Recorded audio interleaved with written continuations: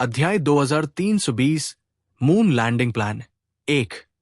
बैठक 3 प्रमुख शक्तियों द्वारा संयुक्त रूप से आयोजित की गई थी। इस बैठक की मेजबान थी झंग यी की दाहिनी हाथ और प्रतिभाशाली सैन्य रणनीतिकार यांग एक्साइन, जिसे पूरी दुनिया Queen Mother of the West के नाम से जानती थी। वो आत्मविश्वास से खड़ी हुई, धीरे धीरे कॉन्फ्रेंस सेंटर के मंच तक चली और बोलना शुरू किया।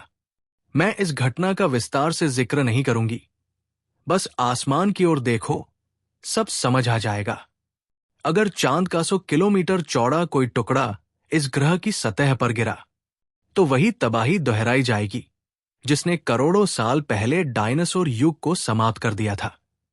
धरती के ज्यादातर इंसान मर जाएंगे और इस बार का प्रभाव पिछली बार से भी कहीं ज्यादा भयानक होगा। चाहे हम भूमिगत दुनिया में छिप भी जाए, बच नहीं पाएंगे। वो ठहर कर बोली, जिस उल्कापिंड ने डायनासोरों को नष्ट किया था, उसका व्यास सिर्फ 10 किलोमीटर था। सोचो, अगर ये 100 किलोमीटर का टुकड़ा गिरा तो क्या होगा। सभागार का माहौल एकदम गंभीर हो गया। यांग एक्साइन की आवाज गूंजी, अब कोई भी ताकत इस संकट को अकेले नहीं सुलझा सकती। चाहे हमारे बीच कितने भी मतभेद रहे हों, अब हमें एकजुट होना ही होगा। हमें मिलकर इसका समाधान ढूंढना होगा। कक्ष में किसी ने विरोध नहीं किया। बस पिछली पंक्ति में बैठा सिल्ला का प्रतिनिधि, एक शक्तिशाली व्यक्ति जिसकी एबिलिटी इंडेक्स 9900 पॉइंट्स तक थी, उठकर बोला, Miss Queen Mother of the West, लेकिन हम करेंगे क्या? वो तो चांद है जो टूट रहा है। हमारी मौजूदा तकनीक में इतनी क्षमता कहाँ कि उसे रोका जा सके? यांग एक्साइन ने शांत स्वर में कहा, चांद यूं ही नहीं टूट रहा। इसके पीछे एक कारण है, और ये कारण कोलंबिया और जूनझेंग चर्च के प्रतिनिधि आपको समझाएंगे। केवल प्रथम और द्वितीय श्रेणी की शक्तियां ही द्रिक गॉड क्लैन के अस्तित्व के बारे में जानती थी। छोटे देशों के पास ऐसी जानकारी जानने की पात्रता ही नहीं थी। उन्हें अब तक लगता था कि दुनिया में सब कुछ शांत है, कोई रहस्य, कोई खतरा नहीं। यांग एक्साइन मंच से उतरी और इशारा किया कोलंबिया की ओर। कुछ ही पल में एक लंबा, भारी भरकम व्यक्ति मंच पर आया। वो 2 मीटर लंबा था, चौकोर चेहरा, सलीके से संवारे बाल और एकदम फिट टेलरमेड सूट। पर उसकी कलाई पर महंगी घड़ी, उंगली में पुरानी एंटिक रिंग और गले में झलकती दुर्लभ धातु की नेकलेस देखकर कोई भी पहचान सकता था कि वो धन का दीवाना है। ये बात हैरान करने वाली थी, क्योंकि इस युग में पैसे की कोई अहमियत नहीं रह गई थी। फिर भी नेचुरल साइंस एसोसिएशन के अध्यक्ष, कोड नेम एडम स्मिथ, धन के इतने प्रेमी थे, शायद ये उनकी किसी निजी आदत या शक्ति से जुड़ा था। बेंजामिन मॉर्गन मंच के किनारे जाकर खड़ा हुआ और बोला, एक सदी पहले जब कोलंबिया ने पहली बार इंसान को चांद पर भेजा था, हमने वहां के दूर वाले हिस्से पर एलियंस के निशान पाए थे। पूरा हॉल एकदम हक्का बक्का रह गया। पिछली सदी में सिर्फ 2 देशों ने ही वास्तव में मैन लूनर लैंडिंग पूरी की थी, कोलंबिया और हुएक्सू। बाकी देशों जैसे BAKJ, सिल्ला के पास वाला द्वीप, और भारत, हुएक्सू का पुराना पड़ोसी, ने भले ही चांद पर उतरने का दावा किया था, पर ठोस सबूत कभी नहीं दिए। इसलिए वैज्ञानिक जगत में उनके दावे को स्वीकार नहीं किया गया। बेंजामिन मॉर्गन की बात का मतलब साफ था। उन्होंने 100 साल पहले ही इस रहस्य की शुरुआत खोज ली थी, और तब से वो चांद पर कुछ अध्ययन कर रहे थे। वो हल्की मुस्कान के साथ बोला, हम उन्हें एलियन कहते थे, पर सच कहूं तो हमारा उनसे संपर्क बहुत पुराना है। असल में वो भी इसी ग्रह से निकली एक सभ्यता है। जैसे भूमिगत सभ्यताएं धरती के नीचे छिपी है, वैसे ही उन्होंने चांद को अपना ठिकाना बनाया, कुछ विशेष नियमों से बचने के लिए। इसीलिए हमारे ग्रह का उपग्रह इतना असामान्य रूप से बड़ा है, और हमेशा उसका एक ही पक्ष हमें दिखाई देता है। फिर उसने निष्कर्ष निकाला, वो है एक अत्यंत प्राचीन प्री हिस्टोरिक सिविलाइजेशन। ये कहकर उसने एक प्रोजेक्टर चालू किया। हवा में कई तस्वीरें उभरी, कुछ पुरानी जो 100 साल पहले अंतरिक्ष यात्रियों ने ली थी, और कुछ नई, चमकदार, जो हाल में खींची गई थी। उन तस्वीरों में लोगों ने कुछ ऐसा देखा जिसने सबको हिला दिया। काले सफेद चित्रों में एक विशाल स्पेसक्राफ्ट चांद की ऊबड़-खाबड़ सतह पर किसी पहाड़ी की तरह पड़ा था, और उसकी छाया में कुछ मानवाकृति प्राणी दिखाई दे रहे थे। झंग यी ने गहरी सांस ली और कहा, अब ये बातें रहस्य नहीं रही। उन्होंने ऐसी कई विचित्र सभ्यताएं देखी थी। अब कुछ भी असंभव नहीं लगता था। कोलंबिया की ओर से खड़ी विंटर गॉडेस मोरना ने बाहें बांधते हुए ठंडे स्वर में कहा, तो इसका मतलब कोलंबिया को पहले से पता था कि ये सब होने वाला है ना? मॉर्गन मुस्कुराया। मिस मोरना, क्या आपको लगता है कोलंबिया की टेक्नोलॉजी इतनी आगे है कि भविष्य देख सके? हम बस अवलोकन कर रहे थे। हमारी सभ्यता तो चांद की सभ्यता के सामने बहुत ही प्राथमिक स्तर की है। बस इतना कह सकता हूं कि चांद पर जो परिवर्तन हो रहे हैं, उनका सीधा संबंध उस प्राचीन सभ्यता से है जो कभी इसी ग्रह से निकली थी। वो कंधे उचकाते हुए बोला, अगर ये प्राकृतिक आपदा है तो इंसान वाकई असहाय है, पर अगर ये किसी सभ्यता का किया हुआ है तो शायद अब भी उम्मीद बाकी है। झंग यी ने समझ लिया वो क्या कहना चाहता है। तुम कहना चाहते हो ये सब मून पीपल की वजह से हो रहा है? अगर हम उनसे संपर्क कर लें और पूछें कि चांद की सतह क्यों फट रही है, तो शायद इस आपदा को रोका जा सके। मॉर्गन ने सिर हिलाया। फिलहाल यही सबसे कारगर रास्ता दिखता है। अगर बातचीत से हल निकल आए तो चांद के टुकड़े उड़ाने की जरूरत ही नहीं पड़ेगी, है ना? झंग यी ने थोड़ी सहलाई, सोचते हुए धीरे से कहा, पर तुम्हारा उन एंशंट मून सिविलाइजेशन से संपर्क है? बेंजामिन ने हल्का सा कंधा उचकाया। वो तो अजीब बात होगी, पर ये बिंदु। वो आधे शब्दों में रुक गया और जूनझिंग चर्च के प्रतिनिधियों की ओर देखने लगा, क्योंकि पोप अब बहुत वृद्ध हो चुका था। उसकी जगह उसका प्रिय मंत्री जॉर्ज विगिंस वहां मौजूद था। झंग यी और बाकी सबकी निगाहें उसी दिशा में मुड़ गई। क्या जूनझिंग चर्च का चांद की सभ्यता से कोई संबंध है? बेंजामिन मॉर्गन ने आंखें सिकोड़ते हुए अर्थपूर्ण आवाज में कहा, हमने 100 सालों की जांच में ये पाया है कि चांद की वो सभ्यता धरती पर मौजूद जूनझिंग चर्च से गहराई से जुड़ी हुई है। संभावना है कि जिन एंजल्स की ये बात करते हैं वो दरअसल वही मून पीपल है। Chapter 2321 moon landing plan 2। Benjamin के शब्द ऐसे गिरे मानो किसी ने जमीन पर बम फोड़ दिया हो। पूरा हॉल एक पल में गूंज उठा। क्या जूनझिंग चर्च के लोग सच में चांद की प्राचीन सभ्यता से जुड़े हैं? ये सच है या झूठ? मुझे तो ये बात कुछ ज्यादा ही अविश्वसनीय लगती है। देखते हैं वो क्या कहते हैं। अगर ऐसा है तो शायद हम इस बड़ी समस्या का हल निकाल सके। विगिंस बिना किसी हाव भाव बदले सबके सामने मंच पर आया। बेंजामिन सही कह रहा है। जूनझिंग चर्च ने हमेशा अपना डिवाइन डोमेन चांद से ही स्वीकार किया है। उसके ये शब्द बेंजामिन की बातों को सीधे सीधे पुष्ट कर गए। झंग यी ने विगिंस की तरफ देखा। उसकी आंखें तीखी हो गई। ये रहस्यमय और प्राचीन संप्रदाय आखिर कौन से रहस्य छुपा रहा है? जूनझिंग सेक्ट से उसके मिलते जुलते रहने के दौरान झंग यी का उनके प्रति डर धीरे धीरे और गहरा होता गया। ऐसा लगता था मानो इस संप्रदाय के पीछे कोई बहुत बड़ा खतरनाक रहस्य छिपा है, और शायद इसी वजह से जब जूनझिंग सेक्ट ने उसे अपने साथ जोड़ने की कोशिश की, उसने साफ इनकार कर दिया था। अब और छिपाने का वक्त नहीं है, झंग यी ने ठंडे स्वर में कहा, वरना हम सब चांद के टुकड़ों में दबकर मर जाएंगे। जो जानते हो सब बता दो। विगिंस ने झंग यी की तरफ देखा। उसकी आंखों में घमंड और हल्की सी अवमानना थी। दूसरे शायद नहीं जानते कि असल में हुआ क्या है, लेकिन तुम, केओस, क्या तुम भी नहीं जानते? उसने हर शब्द पर जोर देते हुए कहा, क्या तुम्हें सच में कोई अंदाजा नहीं? झंग यी ने ठंडे स्वर में जवाब दिया, अब जब तुम बोल ही रहे हो तो क्या जरूरत है कुछ छिपाने की? विगिंस के होठों पर एक तिरछी मुस्कान उभरी। जैसा तुम सब सोच रहे हो वैसा ही है। उसने आसमान की ओर हाथ उठाया, उंगली से इशारा किया। वो जो ऊपर दिख रहा है वो विशाल चांद, वो किसी ग्रह का सैटेलाइट नहीं है। वो एक विशाल मुहर, सील है। जैसे ही उसके शब्द गूंजे, झंगी, बेंजामिन, मोरना और एम्परर शितिया जैसे विश्वस्तरीय योद्धाओं की आंखें गंभीर हो गई।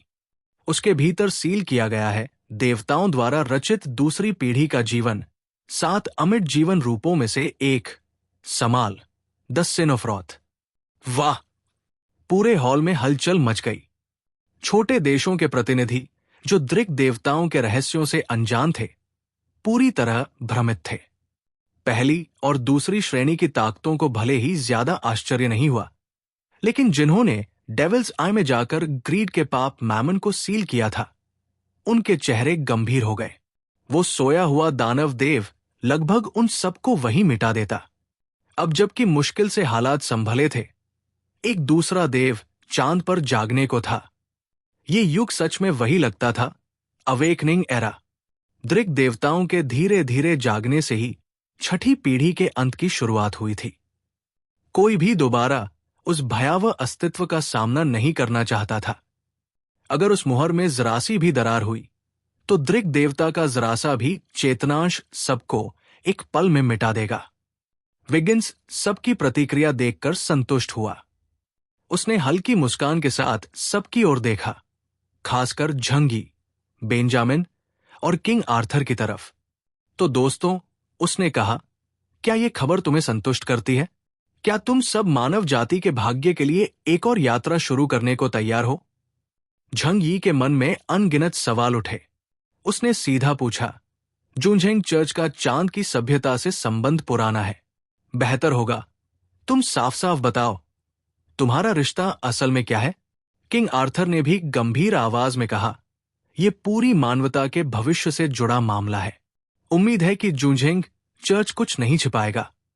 इंद्र और बाकी नेताओं ने भी सहमति जताई। अगर इस वक्त जुनझेंग चर्च चुप रहता तो जनता का आक्रोश फूट पड़ता। विगिंस शांत स्वर में बोला, इतनी जल्दी क्यों? जुनझेंग चर्च की शिक्षाएं भी तो मानवता के भाग्य के लिए ही है। फिर उसने हाथ उठाया और हवा में कुछ बिंदु छुए। एक पल में वर्चुअल स्पेस में सूचनाओं के कई टुकड़े प्रकट हुए और सबके उपकरणों में पहुंच गए। इसमें वो सारी जानकारी है जो तुम जानना चाहते हो। हम इतना ही दे सकते हैं। जहां तक चांद पर हुई इस अजीब घटना की बात है, उसका कारण हमें भी नहीं पता। झंगी, यांग एक्साइन, झूकीर और बाकी लोग एक साथ बैठे और सिर झुकाकर जानकारी पढ़ने लगे। डाटा इतना जटिल था कि झंगी का सिर दर्द करने लगा। आखिरकार उसने पढ़ना छोड़ दिया और सोचा कि यांग एक्साइन ही सब समझाएगी। यांग एक्साइन ने पल भर में सब पढ़ डाला। उसकी स्मरण शक्ति और पढ़ने की गति मानो किसी क्वांटम रीडिंग जैसी थी। पढ़ने के बाद उसकी आंखों में एक गहरी चमक आई। जिंगसन, इसमें लिखा क्या है? झंग यी ने पूछा। यांग एक्साइन ने सबकी ओर देखते हुए कहा, जानकारी के अनुसार आसमान के ऊपर जो जीवन मौजूद है वो दरअसल यहूया ट्राइब की चौथी पीढ़ी है।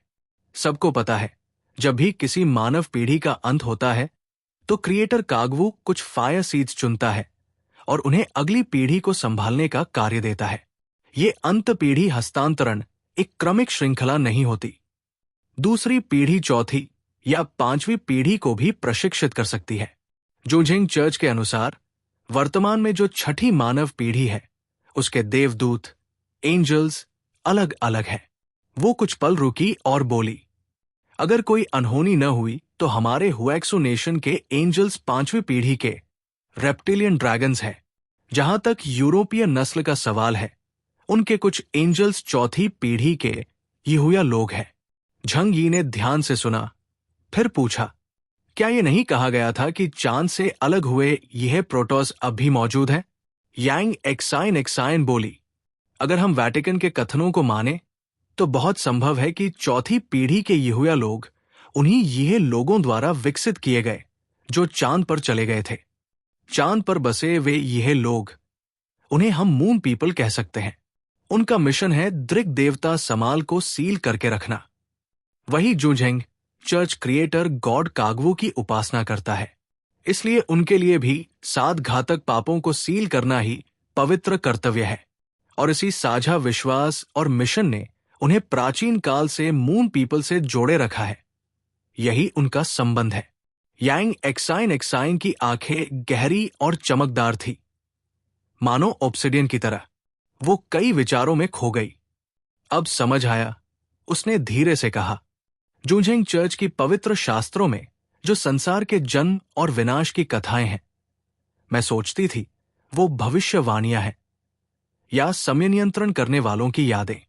पर अब लगता है वो सब मून पीपल द्वारा दी गई ज्ञान संपदा है।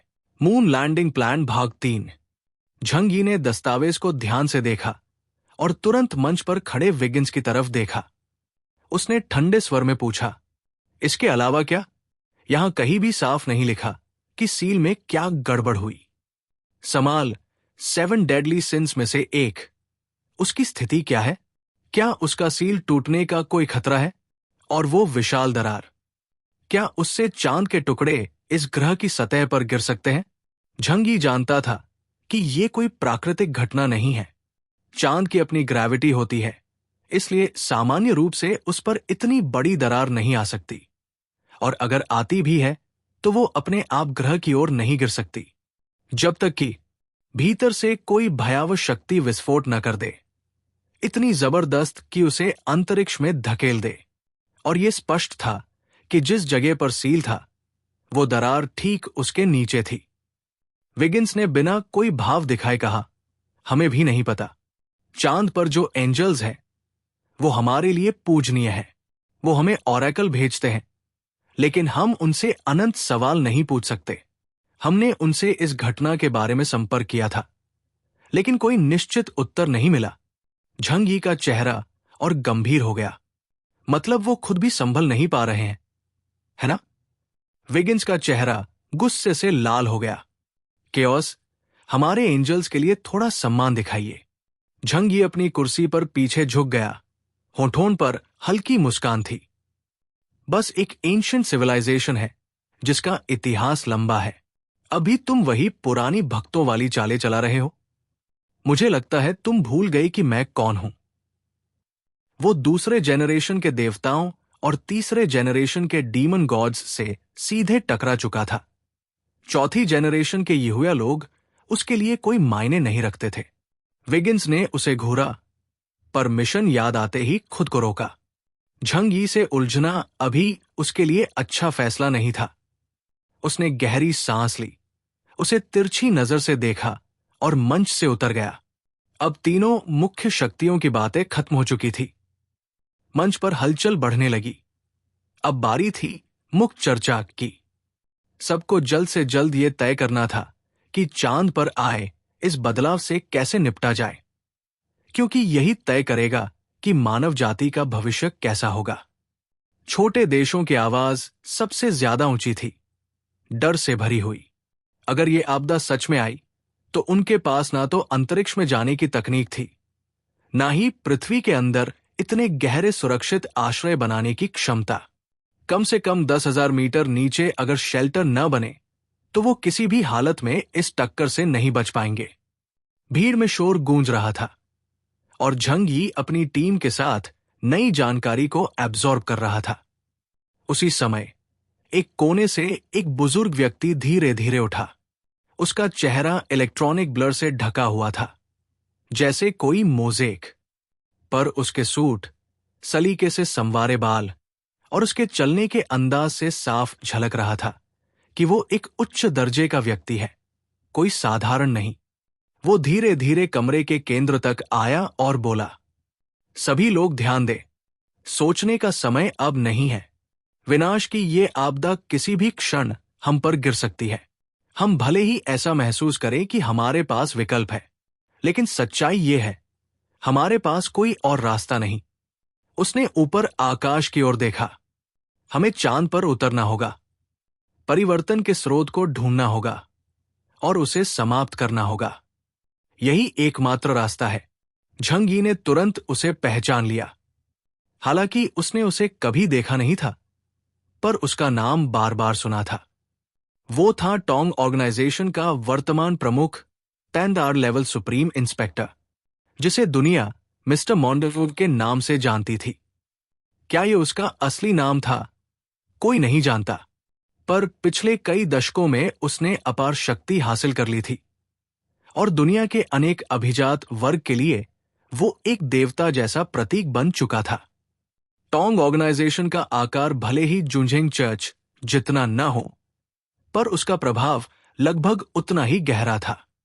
राजनीति, व्यापार, विज्ञान, कला, हर क्षेत्र में उसके सदस्य फैले हुए थे। मॉन्टेस्क्यू की आवाज में वो शांत शक्ति थी जिसने सबका ध्यान खींच लिया। पैनिक करने से कुछ नहीं होगा। चांद अपनी गति नहीं बदलेगा, चाहे हम लाख मीटिंग कर लें। मून लैंडिंग, यही एक रास्ता है। कोलंबिया की ओर बैठे बेंजामिन मॉर्गन ने अपना सूट सीधा किया और शांत स्वर में कहा, मैं मिस्टर मॉन्टेस्क्यू की राय से सहमत हूं। हमें चांद पर जाना ही होगा। वहां जाकर इस आपदा के स्रोत का पता लगाना होगा। तभी हम मानवता को बचाने का निर्णय ले पाएंगे। पहली और दूसरी श्रेणी की शक्तियां चुप थी, क्योंकि उनके पास कोई बेहतर विकल्प नहीं था। लेकिन कुछ लोगों ने सवाल उठाया, वर्तमान तकनीकी स्तर के साथ चांद पर पहुंचना तो संभव है, पर वहां सर्वाइव करना कैसे होगा? मून सरफेस पर हवा नहीं, दबाव नहीं और ग्रेविटी भी बेहद कम। यहां तक कि इप्सिलॉन लेवल का सुपर ह्यूमन भी वहां कमजोर पड़ जाएगा। मॉर्गन शांत रहा। हमने पहले से तैयारी की है।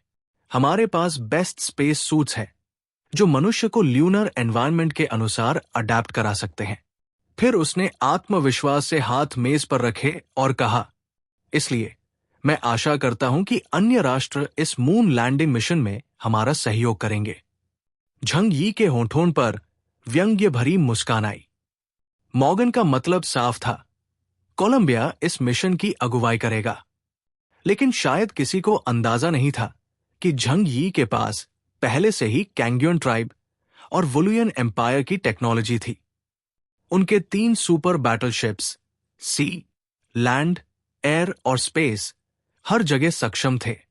कैंग युअन लोग तो सितारों और आकाश गंगाओं को जीतने के मिशन पर भी जा चुके थे। अगर उन्होंने ये न पाया होता कि ब्रह्मांड खुद एक विशाल प्रयोगशाला है और सिर्फ पृथ्वी के आसपास का क्षेत्र सुरक्षित है, तो शायद वो आज पूरे ब्रह्मांड में बस चुके होते। झंग यी ने शांत स्वर में कहा, हमारा हुएक्सू नेशन भी स्वतंत्र रूप से चांद पर उतरने में सक्षम है। हम चाहें तो कुछ देशों के शक्तिशाली एलियंस को साथ ले जा सकते हैं, पर इसके लिए हमें आपसे कुछ एनर्जी मटेरियल्स की आवश्यकता होगी। भीड़ में हल्की हलचल हुई। अब लोगों की नजरों में झंग यी का सम्मान और बढ़ गया, क्योंकि अंतरिक्ष यात्रा में फ्यूल ही सबसे बड़ी चुनौती थी। मॉर्गन ने झंग यी की ओर गहरी नजर डाली। कुछ नहीं बोला, बस मन ही मन सोचा कि हुएक्सू नेशन की तकनीक आखिर कितनी आगे पहुंच चुकी है। बैठक का निष्कर्ष साफ था। मून लैंडिंग मिशन तय हो चुका था। चांद पर जाने की न्यूनतम योग्यता इप्सिलॉन लेवल एलियन, और इस मिशन की विस्तृत योजना अगले 7 दिनों में तैयार की जाएगी।